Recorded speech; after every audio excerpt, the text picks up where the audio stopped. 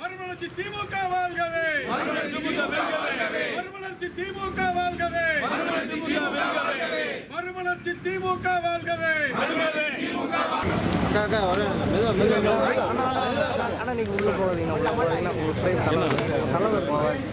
இங்க பாருங்க.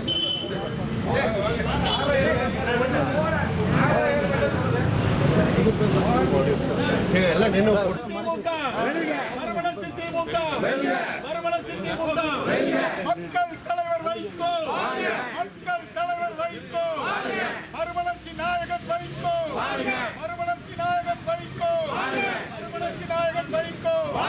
வெல்லட்டும் வெல்லட்டும் அதிமுக வெல்லட்டும்.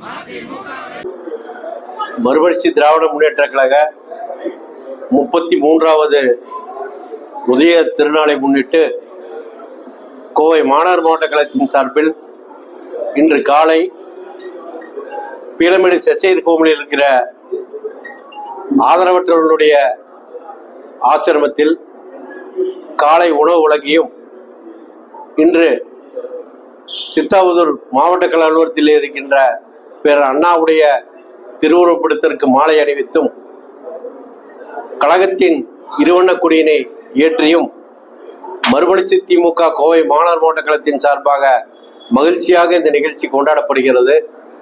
மறுமலர்ச்சி திராவிட முன்னேற்ற கழகத்தை பொறுத்தவரை திராவிட இயக்கத்தினுடைய ஒப்பற்ற தலைவர் வைகோவுடைய சீரிய தலைமையில் திராவிட கொள்கைகளை நெஞ்சில் சுமந்தவாறு பயணிக்கிற இந்த இயக்கம் இன்னும் 100 ஆண்டு காலம் இந்த இயக்கம் தழைத்தோங்கும். அந்த வகையிலே எங்களை போன்றவர்கள்